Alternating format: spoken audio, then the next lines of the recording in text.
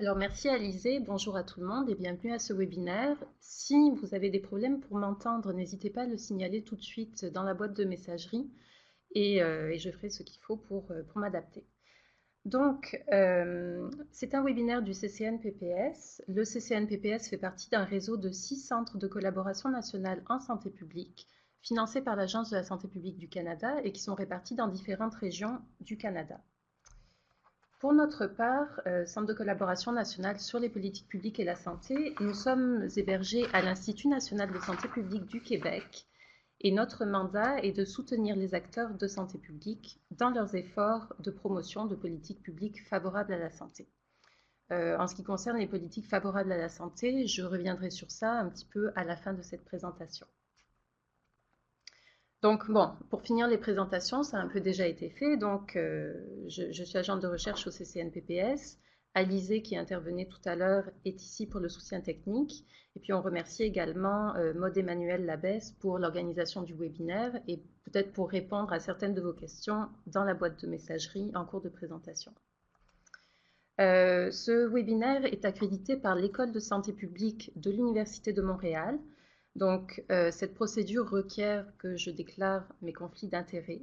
Donc, je déclare que je n'ai aucun conflit d'intérêts réel ou potentiel en lien avec le contenu de cette présentation.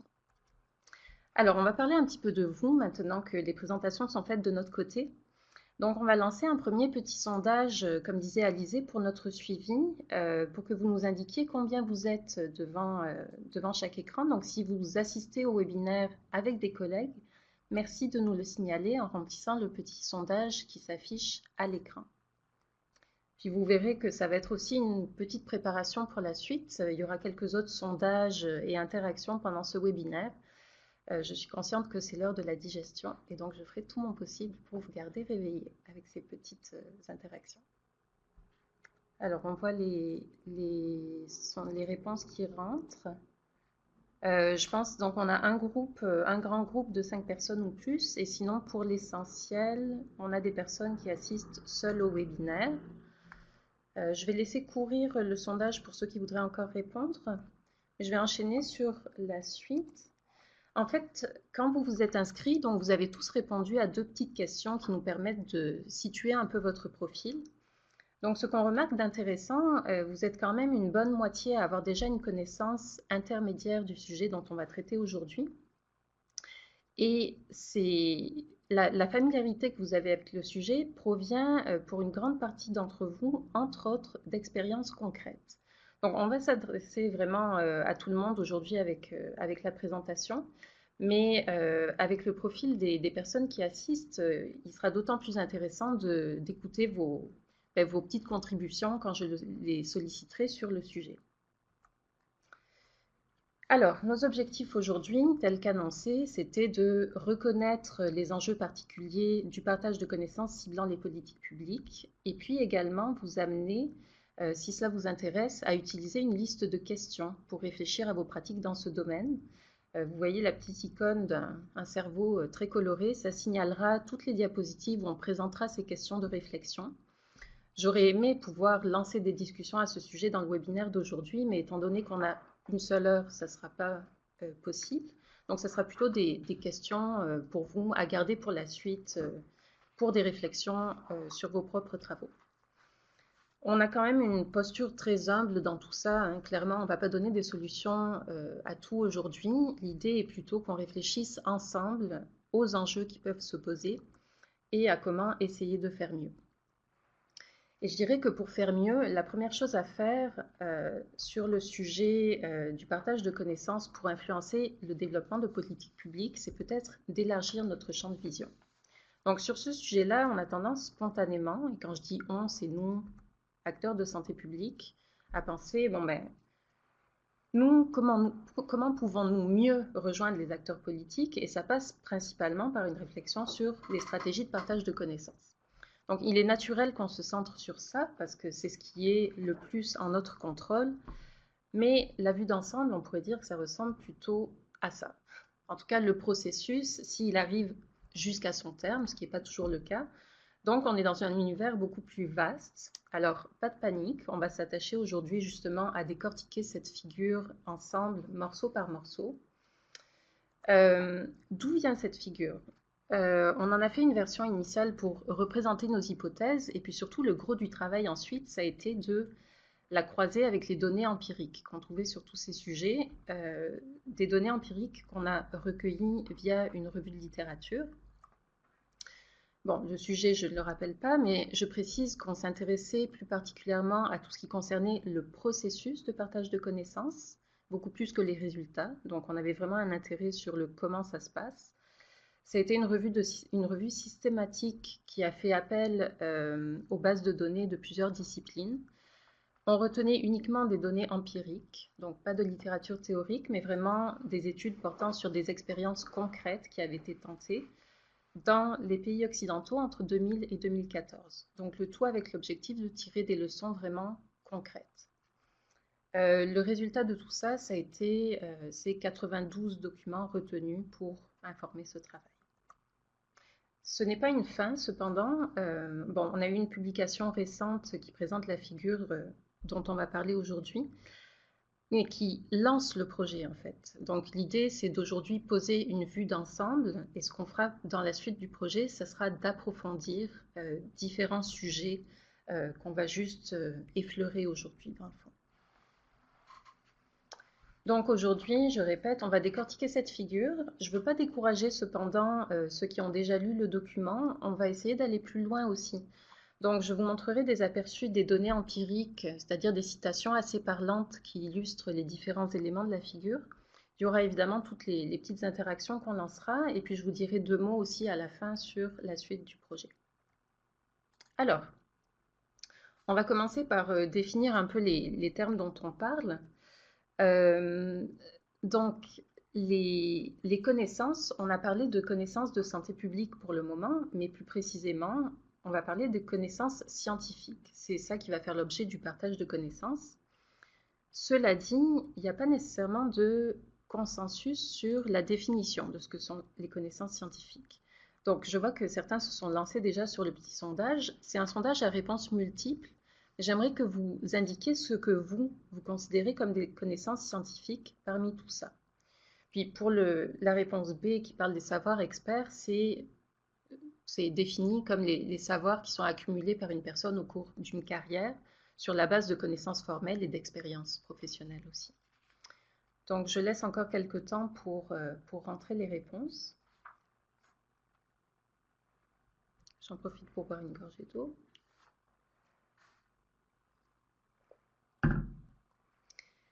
Alors, on a, je dirais, ce qui remporte le plus, sans surprise, c'est évidemment les données de recherche. Et puis ensuite, de manière diverse, certains d'entre vous considèrent aussi que les savoirs experts sont des connaissances scientifiques. Certains, mais un pourcentage moindre par rapport aux autres catégories, considèrent aussi qu'on peut ranger les données analysées parmi les connaissances scientifiques. Donc, on n'a pas de consensus au sein de la santé publique. Une façon de trancher le problème, ça va être plutôt de considérer le point de vue des gens à qui on s'adresse, donc les acteurs politiques. Pour eux, qu'est-ce que c'est les connaissances scientifiques? Alors d'emblée, la conception est beaucoup plus ouverte, d'après ce qu'on a trouvé dans la littérature.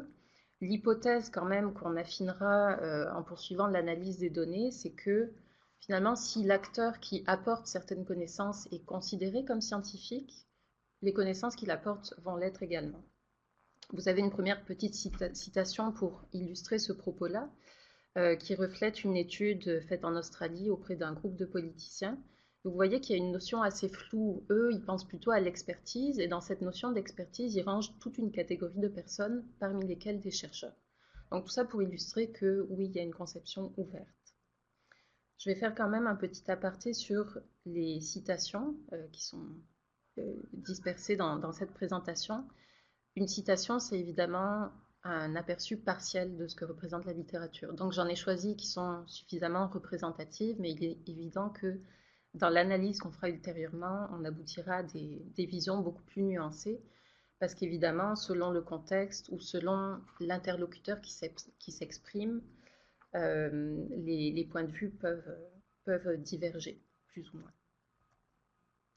Donc voilà, on a fait un petit point sur ce que sont les connaissances. Maintenant, le partage.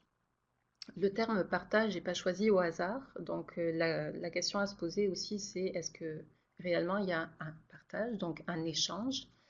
Ceci pour mentionner que les acteurs politiques détiennent aussi des connaissances qui peuvent être, et que recueillir ces connaissances-là peuvent permettre de produire des connaissances pertinentes pour le contexte, par exemple. Donc, basé sur ça, les premières questions de réflexion que je vous propose, que encore une fois on ne discutera pas ensemble aujourd'hui, mais c'est un peu de vous poser la question habituellement, quel type de connaissances partagez-vous avec des acteurs politiques? Puis, inversement, est-ce que vous essayez de recueillir des connaissances détenues par vos interlocuteurs et de quelle façon? Alors maintenant, de qui parle-t-on? Donc les acteurs, c'est évidemment générique, général, mais les types d'acteurs dont on va parler aujourd'hui, bon, sans surprise du côté des acteurs politiques, on pense aux décideurs politiques, que ce soit à tous les niveaux de gouvernement. La catégorie sur laquelle on attirera votre attention également, ce sont les conseillers des décideurs politiques. Et par conseiller, on n'entend pas quelqu'un qui va donner un avis ponctuel, mais vraiment les personnes dont c'est la fonction au sein du gouvernement. Ça peut être à différents niveaux. Ça peut concerner aussi bien des fonctionnaires qui travaillent au développement de politiques publiques que vraiment les conseillers de haut niveau, les conseillers proches des politiciens. Puis, du côté des acteurs de la santé publique, ceux dont on parlera aujourd'hui, c'est ceux qui ont une légitimité scientifique généralement reconnue, donc les chercheurs et les professionnels de santé publique. Je vous invite aussi à repérer le petit code de couleur qu'on a utilisé pour ces différents acteurs, parce qu'on continuera à l'utiliser par la suite. Deux petites mentions au sujet des professionnels de santé publique, parce qu'ils travaillent dans des organisations publiques. Ils sont des fonctionnaires et donc une minorité d'entre eux peut être appelée à jouer un rôle de conseiller tel que nous le définissons ici, c'est-à-dire dans les cas où ils travaillent au développement de politiques publiques. C'est quand même une minorité, mais je le signale. Puis l'autre chose à penser, c'est que dès lors qu'un professionnel travaille dans une organisation publique, il faut se poser la question des procédures qui existent peut-être officiellement adoptées par l'organisation pour tout ce qui touche au partage de connaissances. Il n'est pas rare, par exemple, que les organisations aient défini quel est leur mandat en termes de partage de connaissances, jusqu'où elles vont aller pour l'approche des acteurs politiques, qui va le faire, par exemple. Donc, ça peut être de passer par des canaux hiérarchiques. Et j'attire votre attention sur ça parce que dans le choix des stratégies de partage de connaissances, euh, essayer de court-circuiter les procédures, dans certains cas, peut être contre-productif. Donc, aller, par exemple, faire une sortie dans les médias alors que la procédure prévue était de passer par la voie hiérarchique pour s'adresser à des interlocuteurs politiques, ça peut être contre-productif dans certains cas. Je ne dis pas que c'est quelque chose qu'il ne faut jamais faire, mais en tout cas, se poser la question du positionnement de l'organisation dans laquelle on travaille. Alors, pour toujours poser un peu le décor, les fonctions dont on va parler aujourd'hui, il y a celle de la production des connaissances, évidemment. Je vous rappelle qu'on a une définition assez large des connaissances, donc ça inclut les avis d'experts, ça inclut de l'analyse de données de surveillance, par exemple.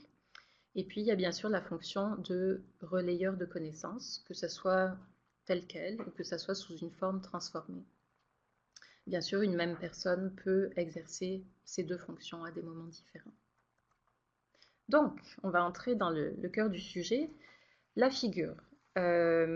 Pour partir ce processus-là de partage de connaissances, schématiquement, on pourrait dire qu'il y a 3 points d'entrée. Le premier à l'initiative des chercheurs ou professionnels de santé publique, le deuxième à l'initiative des acteurs politiques, puis le troisième de manière plus diffuse dans des situations de collaboration entre tous ces acteurs. Donc, ici, une question de réflexion pour vous inviter à réfléchir justement à la configuration dans laquelle se situent vos activités de partage de connaissances, pour vous orienter un peu vers les autres questions de réflexion. Alors, pour la première, en fait, j'aimerais solliciter votre contribution et vous demander, vous, en tant qu'acteur de la santé publique, quelle stratégie vous utilisez pour partager des connaissances. Donc, je vous invite à remplir, à rentrer en fait vos réponses dans la boîte de messagerie. Je vais laisser quelques instants pour ça.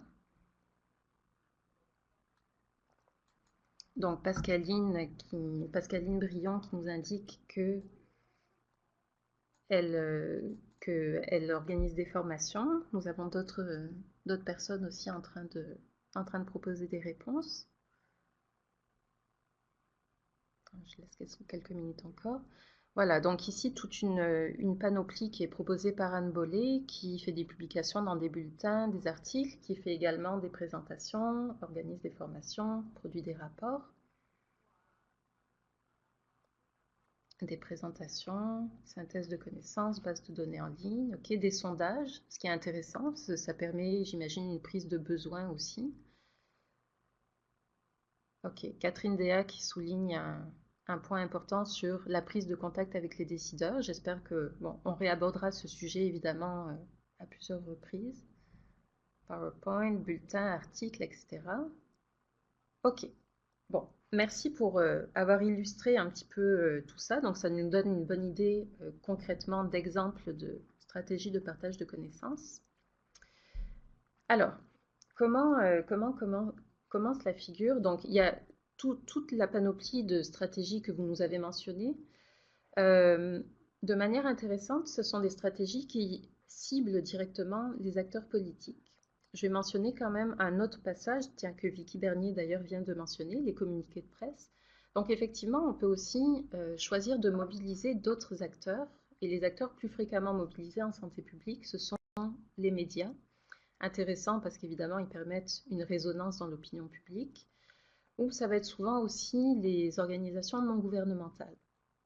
Donc vous avez deux petites citations ici qui soulignent de quelle façon ces acteurs peuvent être mobilisés pour essayer de rejoindre les décideurs politiques.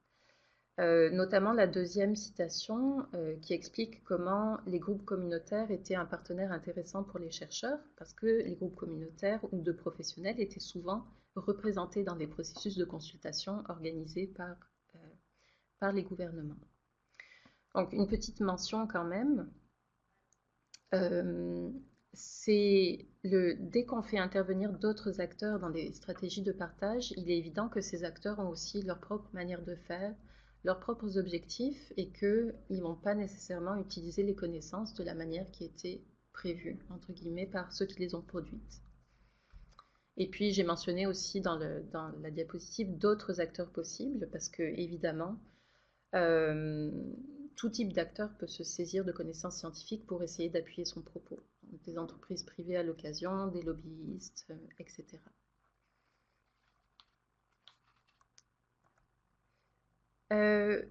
Ici, ce qui est apparu en plus, donc c'est en grisé un peu le facteur déterminant à ce niveau-là. Donc ici, vraiment, la première étape, c'est vraiment simplement de rejoindre les acteurs politiques.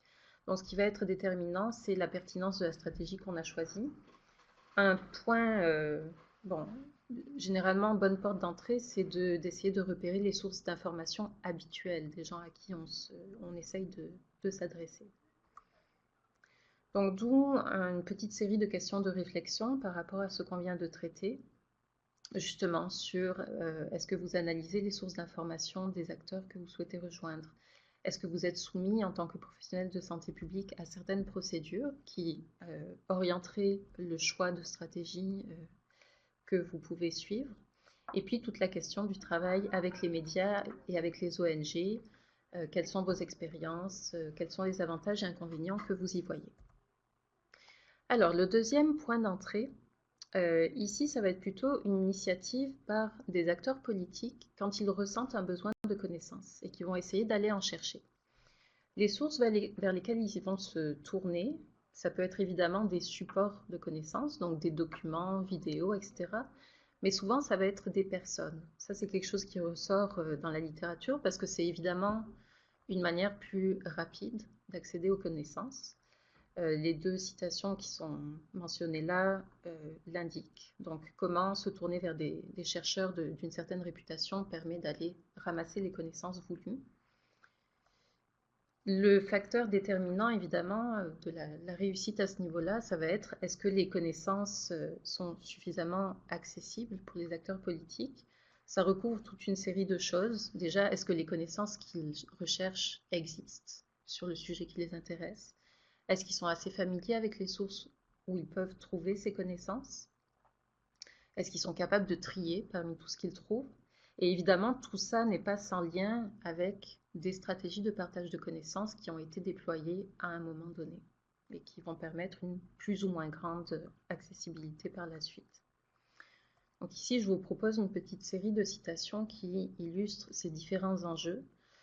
En termes d'accès, vraiment tout simplement, mais le manque d'abonnement aux revues scientifiques, même dans des ministères de la Santé dans les provinces canadiennes. La quantité d'informations qui s'abat, je crois que le terme n'est pas exagéré, sur les acteurs politiques, et donc leur difficulté à savoir retenir là-dedans ce qui va leur être utile ou pas. La difficulté, ça c'est la troisième citation qui l'illustre, à savoir à qui s'adresser, justement, quand ils ont besoin d'informations. Et donc la suggestion qui est faite dans la quatrième citation d'établir des acteurs politiques pour qu'ils identifient, qu'ils repèrent les personnes et qu'ils sachent à qui s'adresser lorsqu'ils ressentent un besoin.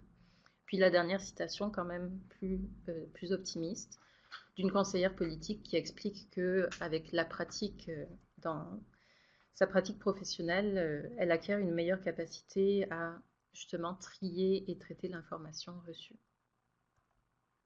Donc la question, évidemment sans surprise, question de réflexion que je vous propose, c'est que faites-vous pour favoriser l'accessibilité des connaissances pour les acteurs politiques, avec toute une série de points qui sont proposés sur faire connaître les sources de connaissances, se rendre disponible soi-même également, produire des connaissances en lien avec les enjeux d'actualité qui vont avoir une résonance, et puis savoir connaître les sources habituelles des acteurs politiques et les sources sans barrière à l'accès, comme des abonnements, par exemple.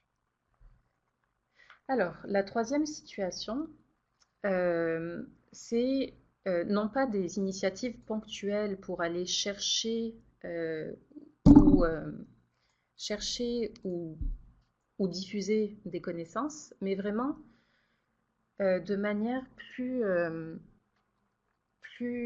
comment dire, dans des situations de collaboration pour X raisons entre acteurs politiques et scientifiques, les conditions peuvent faire qu'il va y avoir un contexte favorable au partage de connaissances.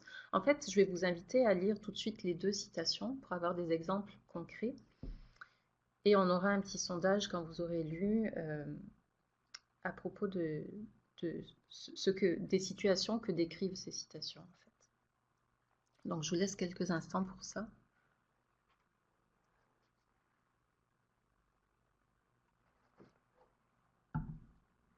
Donc la question qu'on va vous poser, c'est de nous dire, entre ces deux situations, laquelle d'après vous semble plus propice au partage de connaissances, étant donné le contact qui est établi entre acteurs politiques et acteurs scientifiques. Je laisse rentrer les résultats. Voilà, vous voyez que dans la figure, comme ce n'est pas une action spécifique, c'est plus diffus, on a représenté ces situations tout simplement par une boîte orange qui encercle tous les autres éléments dont on a parlé jusqu'à maintenant. Bon, c'est unanime, évidemment. La première citation décrit une situation beaucoup plus propice. Donc, situation de collaboration, ça peut favoriser le partage de connaissances, mais avec une gradation quand même, selon la façon dont les choses se présentent. D'où la question, justement, sur votre expérience de collaboration avec des acteurs politiques et comment ça s'est passé. Alors, je vais faire une petite pause. Je ne l'ai peut-être pas mentionné au début, j'ai prévu 3 périodes de questions justement étalées au long du webinaire pour ne pas tout garder jusqu'à la fin. Donc, s'il y a des choses que vous voulez clarifier sur ce que j'ai présenté jusqu'ici, je vous invite à rentrer vos questions dans la boîte de messagerie.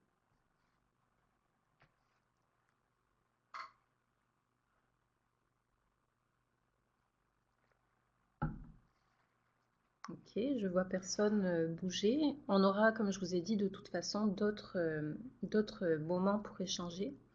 Donc, pour l'instant, je vais continuer. Si vous avez des questions en cours de route aussi, tapez-les à mesure qu'elles viennent. Et puis, à la prochaine période de questions, je prendrai un moment pour y répondre. Alors, on est arrivé au point où soit les acteurs politiques, bon, si tout s'est bien passé évidemment jusque-là, ont reçu des connaissances, soit ils en ont cherché. C'est merveilleux, notre travail est fini. Bon, évidemment que non. Donc, qu'est-ce qui doit se produire ensuite pour que le processus suive son chemin? En fait, là, on entre vraiment dans une phase d'appropriation par l'acteur politique. Et là, je passe au singulier vraiment, parce qu'on parle d'une réflexion, d'un processus individuel. Euh, il y a toute une série d'étapes à se produire. Une fois que les connaissances sont là, encore faut-il que la personne décide qu'elle va les considérer attentivement.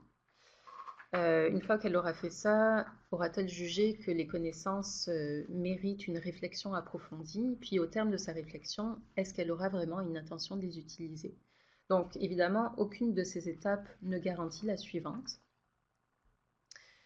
On n'a pas de contrôle sur ce processus en tant que personne qui a partagé les connaissances, mais si on a anticipé, on peut quand même favoriser certains résultats. Et donc là, je vais demander encore une fois votre contribution sur, à votre avis, quels facteurs peuvent favoriser l'appropriation des connaissances. Donc je vous laisse rentrer vos contributions dans la boîte de messagerie. Voilà, je vois que vous êtes plusieurs déjà à écrire des réponses. Donc Anne Bollet mentionne la vulgarisation.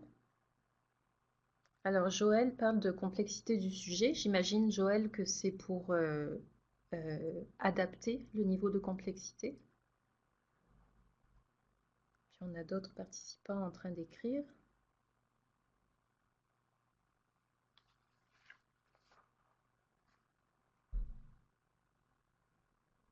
Geneviève Bustros-Lucier mentionne l'intérêt des décideurs ou des acteurs politiques envers le sujet, tout à fait. Vicky Bernier mentionne des exemples concrets en lien avec la vulgarisation. Donc la vulgarisation revient beaucoup. Geneviève Chénard la mentionne également. Coparticipation à la construction du savoir, en effet. Joël Riffon mentionne la crédibilité de la source, comprendre les enjeux des partenaires. Bon, c'est excellent. Je laisse encore quelques contributions rentrer.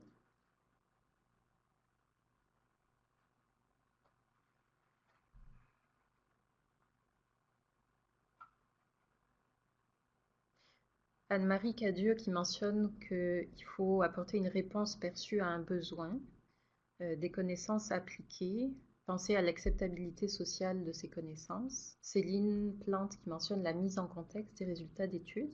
Donc merci beaucoup pour toutes ces contributions. En fait, ce qu'on va faire pour ramasser un petit peu les choses, c'est présenter effectivement ce qui a été trouvé dans la littérature. Vous verrez que sans surprise, ça fait beaucoup écho à vos suggestions. Donc Céline Plante mentionne également la mise en contexte. Donc, j'ai fait un essai de trier un peu ces facteurs déterminants entre les différentes étapes. Donc, qu'est-ce qu'il va faire pour commencer que face à des connaissances, un acteur politique va décider de sérieusement les considérer ou pas? Comme l'a mentionné Joël Riffon, il y a une question de crédibilité de la source. Évidemment, c'est un premier filtre, ça va être de voir d'où ça vient et comment est-ce que cette source est perçue par l'acteur politique. Donc on a ici une citation qui mentionne, bon là clairement des grands noms, c'est en contexte américain, et qui indique que si une étude vient de ces grandes organisations, ben oui, elle a plus de chances d'être considérée. La deuxième chose, et vous avez été plusieurs à le mentionner, et ça se décline sous plusieurs aspects qu'on a résumés en 3 ici, il faut que l'acteur politique perçoive que les connaissances qu'il a face à lui répondent à ses propres besoins. Donc une chose qui ressort énormément, et vous avez été quelques-uns à le mentionner, c'est que il faut que ça porte sur un sujet qui préoccupe les acteurs politiques à ce moment-là. On a une citation extrêmement claire ici à ce propos. Je vous laisse quelques secondes pour finir de la lire, peut-être. Donc vraiment, résonance avec l'actualité. Un deuxième aspect, plusieurs de vous l'avez mentionné, ça va être que l'acteur politique voit dans quelle mesure il peut faire le lien entre ses connaissances qui sont face à lui, connaissances scientifiques, et les problèmes avec lesquels il se débat.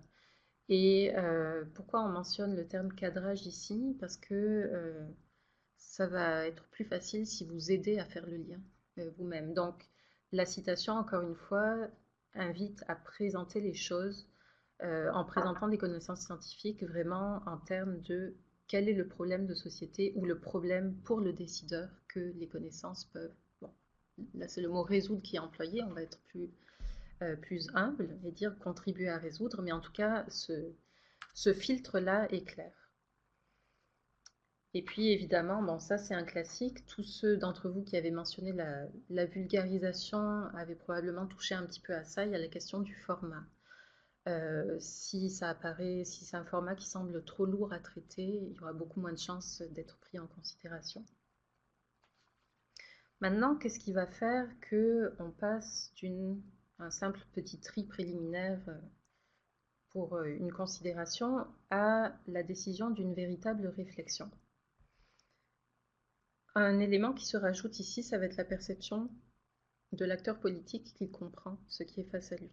Donc on a un graphique, une citation ici que je trouvais presque comique, où il y avait eu un effort pour rendre les connaissances compréhensibles, mais un effort qui visiblement n'était pas suffisant.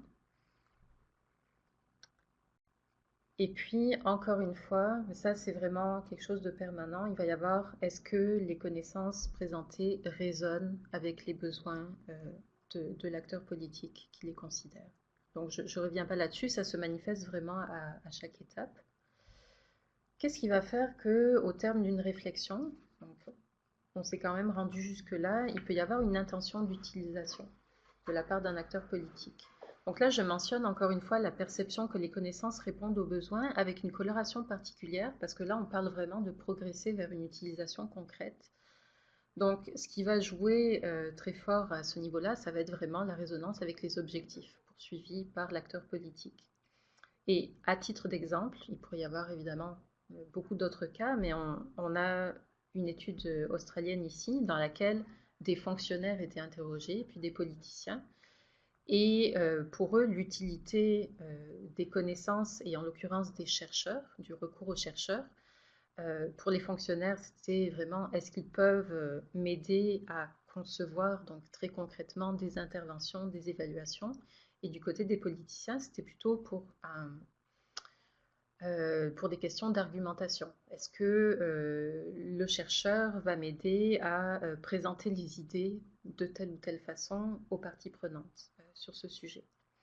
Donc ici, vraiment une importance forte de ce que l'acteur politique veut faire et comment les connaissances scientifiques vont pouvoir l'aider ou pas à le faire.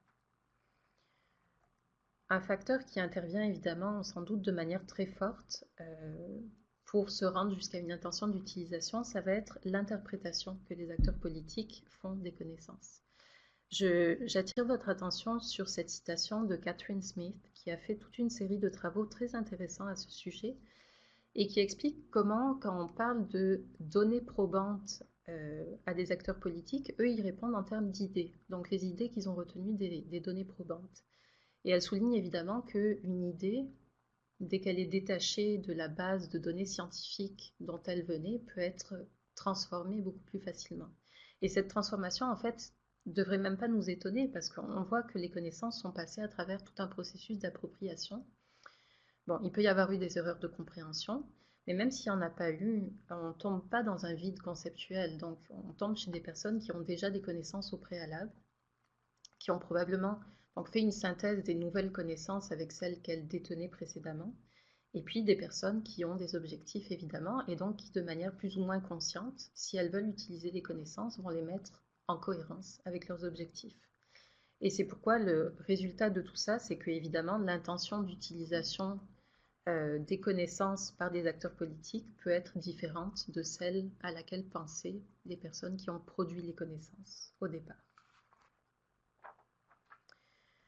Donc, une série de questions de réflexion à ce sujet pour essayer de, évidemment, pas obtenir un résultat parfait, mais pour maximiser nos chances en termes de partage de connaissances. Commencer par se demander, justement, à propos de cette question de la crédibilité et du tri préliminaire, comment on est perçu par les interlocuteurs politiques. Bon, on ne peut pas faire de la magie à ce niveau-là, mais ce qu'on peut faire, c'est peut-être d'aller cibler des interlocuteurs qui nous perçoivent mieux. Il y a tout un éventail d'interlocuteurs politiques. Ça peut être aussi si on travaille en partenariat avec d'autres organisations qui sont mieux perçues ou qui ont une meilleure entrée de leur confier le partage de connaissances. Donc, quelques avenues comme ça pour essayer de surmonter les obstacles. Il y a évidemment la question donc, de l'actualité des connaissances qu'on présente, donc se questionner sur de quelle manière on suit l'actualité politique et sociale sur nos thèmes de travail. Et puis deux questions ensuite sur le positionnement des acteurs auxquels on souhaite s'adresser. Donc bien comprendre déjà quelles sont leurs connaissances préalables pour s'assurer de présenter des informations qu'ils vont comprendre facilement et se poser, analyser un peu la question de leurs objectifs, leurs intérêts, leurs valeurs autour du sujet qu'on traite. Tout ça pour éventuellement peut-être réfléchir au cadrage des messages qu'on adresse. Et là, je mets des grosses précautions quand même.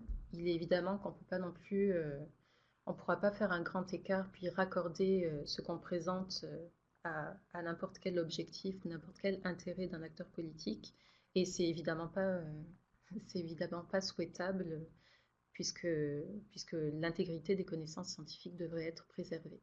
Mais quand même, une réflexion minimale pour montrer de quelle façon ce qu'on présente résonne avec ce qui préoccupe l'acteur politique. Bon, et puis la dernière question, ça, je pense que c'est devenu assez courant maintenant, c'est de se poser la question des formats qui vont être mieux perçus par les interlocuteurs politiques. Donc, on tombe maintenant dans ce qu'on peut obtenir en termes de retombées concrètes. Et là, il y a tout un glissement qui se fait. On était dans l'appropriation, vraiment dans un processus individuel à un acteur politique. Dès qu'on entre dans l'utilisation concrète des connaissances et le jeu politique, on passe à un processus collectif. Il y a évidemment ici, bon, chaque étape n'est pas garante de la suivante. C'est pas parce qu'un acteur a une intention d'utilisation qu'il y aura vraiment dans l'arène politique utilisation des connaissances. C'est pas parce qu'il y a utilisation des connaissances non plus qu'il y aura une influence réelle sur le développement de politiques publiques. Et puis, quand même, on va rappeler l'objectif lointain de pourquoi on fait du partage de connaissances en santé publique. C'est évidemment pour qu'à travers les politiques publiques, on obtienne un impact favorable sur la santé des populations. On comprend que c'est évidemment très lointain, cet impact-là, et que il y a une multitude de facteurs qui vont entrer en jeu. D'une part, dans le développement des politiques publiques, ce qui fait que la science a forcément un rôle limité, puis d'autre part, bon, la multitude de déterminants, de la santé. Parce que ce travail ne peut pas tout couvrir, on ne travaille pas sur ces facteurs extérieurs, on a décidé de se concentrer sur les facteurs sur lesquels les producteurs et relayeurs de connaissances peuvent agir, mais il faut évidemment être conscient de la présence de ces autres facteurs. Et en fait, ce que je vais faire pour illustrer un peu tout ça, c'est utiliser un petit cas. Je remercie d'ailleurs mon collègue François Gagnon, qui est spécialiste des politiques de transport et qui m'a un peu conseillé sur la configuration du cas. Donc c'est tout à fait fictif, mais juste pour illustrer certains propos. Donc, imaginons qu'une conseillère municipale d'opposition, Madame B, a lu dans le journal que, selon une étude récente, limiter la vitesse à 30 km/h réduit le nombre de blessures et de décès dus aux collisions routières. Et puis, il se trouve que il y a une demande également du côté des citoyens de sa circonscription pour davantage de sécurité routière. Bon, il pourrait y avoir à partir de là 1 million de scénarios possibles, mais je vous en soumets un juste pour montrer les glissements qui peuvent se faire d'une étape à l'autre. Madame B, ayant vu tout ça, elle a décidé de citer l'étude pour demander en conseil municipal de limiter la vitesse autour des parcs de la ville. Elle, les parcs lui semblent une bonne cible. Mais après discussion au sein de son groupe politique, et c'est un groupe politique dans lequel on suit la ligne de parti, il a été plutôt décidé, oui, de citer l'étude et puis de lui donner une certaine résonance, de faire ça en conférence de presse. Mais en fait, la décision du groupe politique est plus stratégique. Et donc, ça ne va pas être de s'attarder vraiment sur le propos de l'étude, mais plutôt de critiquer le bilan des collisions routières sous l'administration municipale actuelle. Les retombées qu'il va y avoir de tout ça en termes d'influence sur le développement de politiques publiques, bon, ça va être quand même pris en compte par le conseil municipal qui est dominé par le parti du maire, mais la décision qui va être prise pour le moment, c'est de demander au comité de travail sur la voirie du conseil municipal d'étudier la possibilité de limiter la vitesse autour des parcs. Donc dans ce petit cas qu'on vous présente, la retombée en termes politiques, c'est une mise à l'agenda. Effectivement, le problème est en cours d'être traité. Peut-être qu'il y aura une décision future, peut-être qu'il n'y en aura pas. Alors, j'attire votre attention sur quelques éléments. C'est un cas fictif, mais on a essayé quand même de le rendre plausible. L'élu a reçu ou a trouvé les connaissances dans un intermédiaire, c'est-à-dire le journal. Ça a fait écho chez elle parce que justement, il y avait des demandes citoyennes sur le même sujet. On peut se demander s'il n'y avait pas eu ces demandes citoyennes, est-ce que il y aurait eu une telle résonance? Et puis ce qu'on voit aussi, et ça c'est un point important sur lequel j'aimerais attirer votre attention, c'est qu'il n'y a pas un décideur politique. On est dans des jeux dans lesquels il y a plusieurs décideurs, avec chacun des pouvoirs variables, et qu'au fur et à mesure que les connaissances passent de main en main, il y a des réinterprétations. On peut d'ailleurs supposer que personne n'est allé à l'étude originale. Donc on part avec ce que Madame B a lu à propos de l'étude dans les médias. Elle, l'étude portait sur la limitation à 30 km/h en général, mais elle a fait une première réinterprétation en décidant que se centrer sur les parcs, ça pourrait être plus opportun. On peut penser que, évidemment, une politique de petits pas, ça se fait plus facilement. On peut penser aussi que les parcs, c'est un lieu de loisirs pour les familles notamment, donc politiquement, ça se vend mieux aussi. Du côté du groupe politique de Madame B, bon, l'étude a été encore mentionnée. Il y a encore une trace du lien avec les connaissances scientifiques, sauf que le propos a été finalement pas mal détourné. Et puis quand on se rend au niveau du conseil municipal, il y a mention du sujet, mais il n'y a plus aucune mention de l'étude. Donc vous voyez comment le lien se distend au fur et à mesure. Puis, pour conclure sur cette question des retombées, je dirais que en tant que producteur ou relayeur de connaissances, on n'a évidemment plus de contrôle sur ce processus. En revanche, en suivant ce genre d'actualité, on peut rebondir sur les situations pour refaire du partage de connaissances. Donc dans ce cas-là, la question de la conférence de presse, par exemple, sur ce sujet par le parti d'opposition municipale, ça aurait pu être une occasion aussi pour une nouvelle, comment dire, une autre parole des experts dans les médias sur le même sujet. Donc c'est vraiment de continuer à suivre ce qui se passe pour essayer de saisir des opportunités. Alors, on a traversé la figure. Je vous en proposerai par la suite une version un peu plus sophistiquée qui traite du rôle particulier des conseillers politiques. Mais j'aimerais faire un petit temps d'arrêt maintenant quand même pour savoir s'il y a des questions de votre côté.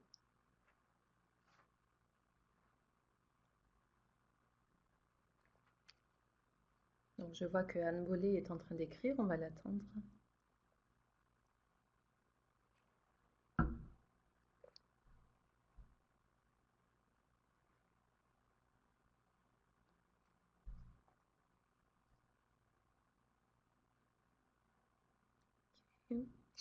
Finalement, peut-être pas. Je vois personne écrire pour l'instant. Je vais laisser quelques instants de plus. Sinon, on aura encore une période de discussion, bien sûr, pour conclure la présentation. Bon. Je vais continuer pour l'instant et puis on aura cette dernière période d'échange possible. Donc, les conseillers politiques. Ah, je vais revenir sur la figure précédente. Je vois que Anne a posté sa question. Ah, vaste question. Anne demande s'il y a des stratégies plus efficaces de communication pour éviter que les propos scientifiques soient perdus. Je pense qu'il faut être réaliste à ce sujet et qu'on ne pourra jamais éviter les réinterprétations. Bon, j'espère avoir montré un petit peu, même si c'était anecdotique, même si c'était une illustration à travers le cas, qu'il y a beaucoup d'autres intérêts qui entrent en jeu et qui peuvent faire que les propos soient détournés. Je dirais que la seule chose sur laquelle on a une prise, c'est peut-être de rendre les connaissances les moins équivoques possibles au départ. Donc éviter toutes les... sans ça veut pas dire, ça veut pas dire nécessairement porter atteinte aux nuances dans la façon dont les choses sont présentées, mais on parle vraiment de se mettre au niveau des interlocuteurs. Donc savoir euh, d'où ils partent. C'est pour ça que j'insistais beaucoup au début sur la question du partage de connaissances. Essayer d'établir un dialogue d'une façon ou d'une autre, et par les conseillers politiques, ça peut être une façon plus fructueuse. Ça permet de savoir justement à quel point sur le sujet présenté sont nos interlocuteurs. Donc, Anne, c'est une demi-réponse. Je dois dire aussi que je vais rester très humble dans mes suggestions à ce propos, parce que c'est justement pour ça qu'on est en train de réaliser toute cette revue de littérature. On en a fait une préanalyse pour présenter la figure dont on parle aujourd'hui, donc pour brosser un peu tous les sujets, mais il faut encore faire l'analyse complète sur des sujets comme celui que vous mentionnez. Donc, je donne une demi-réponse, mais la suite, je prétendrai pas pouvoir l'improviser maintenant. L'idée sera plutôt de se baser donc sur ce qui ressort des données empiriques à propos d'expériences concrètes de partage de connaissances qui ont été faites par des acteurs de santé publique. Et peut-être aussi quand notre propos, voilà, oui, Anne, tout à fait. Mais c'est par ça que Anne nous dit merci, je suivrai le module 2, mais en fait, c'est ça. À la fin du webinaire, on vous invitera, si vous êtes intéressé, à vous inscrire à notre liste de diffusion sur ce sujet. Aussi parce que quand on aura fait la synthèse des données issues de la littérature, on vous les soumettra selon des modalités qui restent à définir, mais pour voir si ça fait écho à vos propres expériences. Donc voilà, une semi-réponse pour l'instant, et puis on espère qu'on pourra vous fournir plus. Donc je vais poursuivre. Si vous avez d'autres questions qui émergent entre-temps, on les traitera tout à la fin du webinaire. Alors, rapidement, sur les conseillers politiques. Donc, on a mentionné, c'est quand même une catégorie dans laquelle on range toute une diversité de personnes avec différentes fonctions, depuis les fonctionnaires qui travaillent au développement de politiques publiques jusqu'aux vraiment hauts conseillers politiques. Parce que ce sont des personnes qui travaillent justement, qui font le travail préparatoire au développement de politiques publiques. Elles ont souvent un intérêt plus marqué que les décideurs pour les données qui vont pouvoir alimenter ce travail. Il y a aussi parfois, pas toujours, mais parfois une question de profil, c'est-à-dire que ça peut être des personnes justement qui de par leur formation ou même de par leur expérience professionnelle préalable, avant de devenir des conseillers, ont eu des liens avec la recherche, donc peut-être qui comprennent mieux cette culture-là, qui ont une meilleure réceptivité. Et puis, ce qui est intéressant aussi, c'est un petit peu la plus grande permanence, mais pas permanence au sens de poste permanent, mais la plus grande longévité, je dirais, des fonctionnaires, c'est-à-dire que les politiciens, évidemment, circulent, leurs conseillers de haut niveau aussi, puisque ce sont des nominations politiques, mais maintenir un contact avec des fonctionnaires, ça peut permettre de garder des portes d'entrée au fil de diverses administrations qui se succèdent. Donc, le petit raffinement de la figure qu'on a fait, c'est qu'on a divisé en deux les types d'acteurs politiques. Donc, en signalant avec des flèches bleues tout ce qui concerne les actions des conseillers politiques.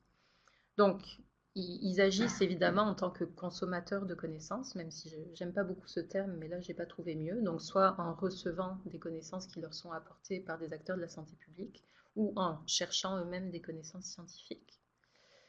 Ils agissent aussi en tant que relayeur auprès des décideurs politiques. Et là, on a ajouté, vous voyez, les flèches de rétroaction. Une fois que eux se sont appropriés des connaissances et les jugent dignes d'intérêt, ils vont finir par agir finalement eux-mêmes comme des relayeurs, donc mettre en œuvre des stratégies de partage de connaissances envers les décideurs politiques pour lesquels ils travaillent. Donc on a ici une petite petite citation justement d'un staffer, d'un législateur aux États-Unis qui explique que c'est lui qui va expliquer le sens d'un rapport, par exemple, à son chef. Et donc, il a besoin de deux types de connaissances. Il a besoin de la version courte pour rapidement synthétiser les choses pour son chef. Et puis, d'autre part, lui, pour son travail de fond, avoir une version longue d'un rapport pour pleinement comprendre la recherche qui lui est présentée. Et puis, un autre cas de figure aussi, et c'est fréquent, c'est que les conseillers agissent aussi à la demande des décideurs politiques.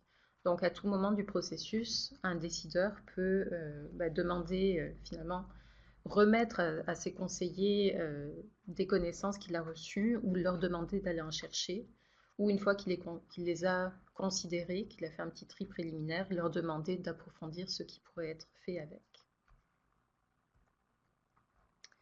Là, c'est plutôt par curiosité. J'aimerais savoir justement quel est le profil des interlocuteurs politiques auxquels vous vous adressez. Donc, je vous laisse quelques instants pour répondre au sondage.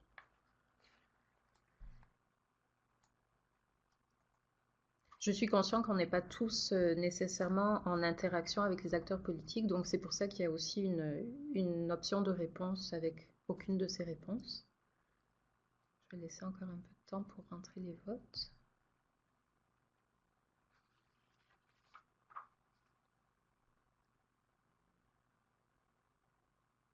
C'est intéressant, on a quand même en tout cas dans les résultats qui sont déjà rentrés, disons que un certain nombre d'entre vous qui travaillent aussi avec les conseillers politiques. Bon, fort intéressant. Alors, on a donc fait le tour de la figure. Et puis comme indiqué par Maud, oui, vous recevrez le PowerPoint, donc vous aurez accès à la figure par la suite. J'ai titré cette diapositive « La figure complète ou presque ». Et pourquoi le presque? Parce qu'on peut se dire que finalement les décideurs politiques aussi jouent un rôle de relayeur. On a vu tout à l'heure dans notre cas sur la limitation de vitesse à 30 km/h qu'il s'agit rarement d'un décideur, il s'agit de plusieurs décideurs. Souvent un décideur, même s'il s'est approprié des connaissances scientifiques, va encore devoir convaincre d'autres décideurs. Vous voyez ici deux citations qui vont dans des sens très différents en fait de relais de connaissances entre décideurs. La première, ça montre un échange de bons procédés entre législateurs. Il est vrai que les législateurs ont à se prononcer sur des questions très diverses et qu'ils ne peuvent pas tous être spécialistes de toutes ces questions. Donc il y a des échanges de connaissances entre eux en fait sur les différents sujets. Et vous voyez aussi la deuxième citation où là ça révèle plutôt un rapport de pouvoir, c'est-à-dire que même un ministre, en l'occurrence dans cet extrait-là, c'était un ministre de la Santé qui aurait voulu faire passer certaines interventions, qui avait des données pour les soutenir, mais ce n'est pas passé au niveau de son gouvernement. Donc, toute la décision n'appartient pas. Donc, tout ça pour dire qu'il y a encore des formes de relais de connaissances par les décideurs. Cependant, on ne les a pas représentés dans la figure parce que, arrivé là, après avoir circulé entre les mains de tellement d'acteurs, acteurs politiques entre autres, les connaissances ont été beaucoup réinterprétées et on peut se demander dans quelle mesure elles sont encore de nature scientifique. Un dernier mot enfin sur les politiques publiques favorables à la santé. Donc, ce sont les politiques qui ont un impact sur la santé mais qui sont adoptées dans d'autres secteurs. Le cas qu'on vous présentait tout à l'heure touchait le secteur du transport, ça pourrait être d'autres secteurs, celui de l'agroalimentaire, de l'éducation, du logement, etc. Donc ici, la question, c'est dans quelle mesure des connaissances de santé publique vont pouvoir influencer la prise de décision dans d'autres secteurs.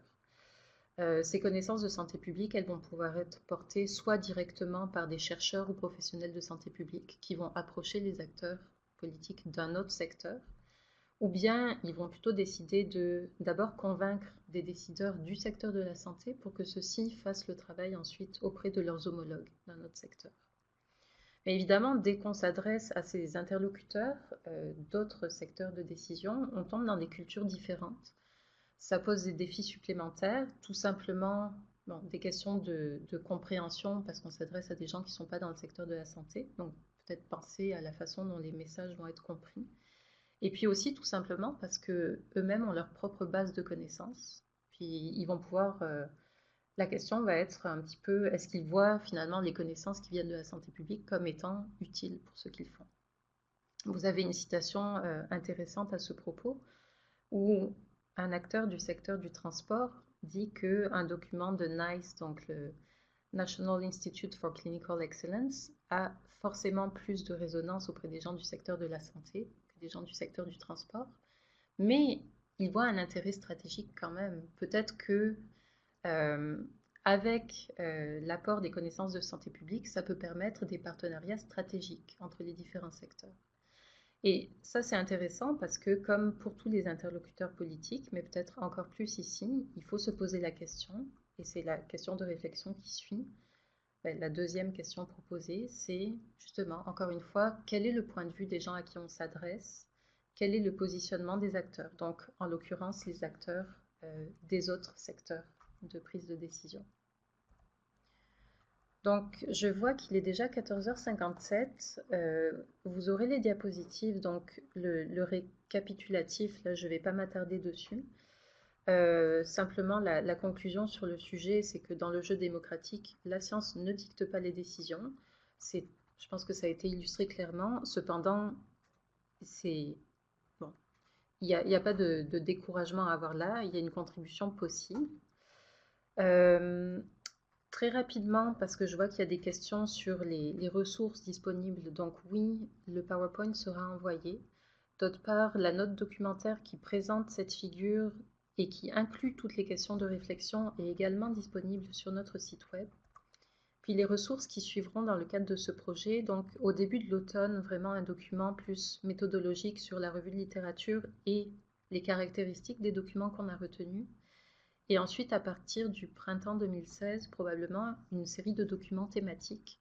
Vous voyez à l'écran des exemples de thèmes qui ressortent des données qu'on a trouvées dans la littérature. C'est vraiment très riche.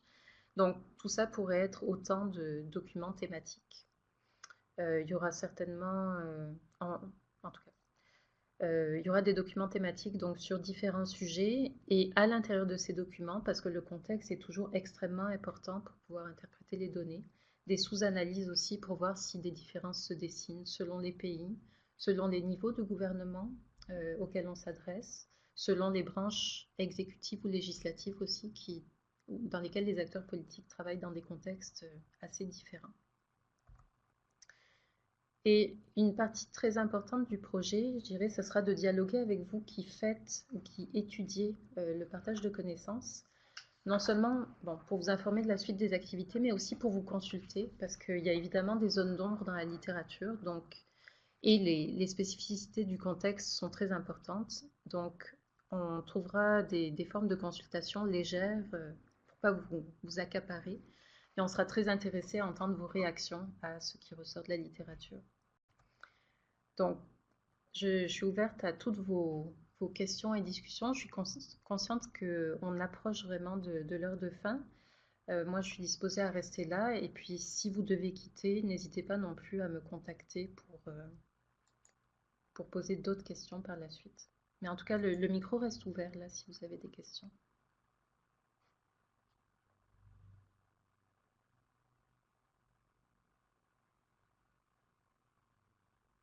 Okay. Je ne vois pas de questions sortir pour l'instant. J'espère n'avoir assommé personne. Mais j'attire votre attention en attendant peut-être que, voilà, je vois d'autres personnes en train d'écrire. Maud Labesse a posté le lien vers le questionnaire d'évaluation. Donc, on vous remercierait beaucoup de le remplir. Ça nous aide à écouter vos propos pour améliorer nos futurs webinaires.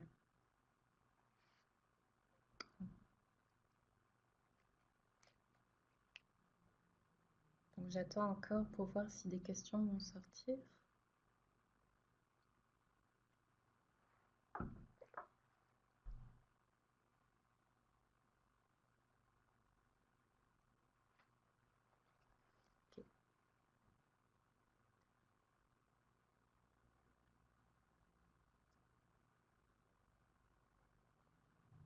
Bien. Bon, pas de questions pour l'instant. Je vais proposer peut-être qu'on mette fin à la session, mais comme je disais, s'il y a des questions qui viennent par après ou quoi que ce soit, n'hésitez pas. Mon adresse courriel apparaît ici. Alors, ah oui, Anne Bollet, des écrits sur le poids relatif de l'influence des données dans la prise de décision. C'est une très vaste question. Je ne pourrais pas répondre comme sur le vif comme ça. C'est un peu la totalité du sujet auquel on essaye de répondre. Ce que je vous inviterai à faire, Anne, peut-être, c'est quand on va publier la cartographie des études qu'on a retenues au début de l'automne. Donc, il y aura la liste complète de références. Peut-être que vous me reveniez à ce moment-là pour qu'on puisse explorer ensemble la liste et selon que vous me précisiez un peu votre question et que je vous piste peut-être vers certaines des études de cette liste-là. Parce que c'est clairement une question très vaste à laquelle je n'aurai pas la prétention de répondre en 2 minutes aujourd'hui.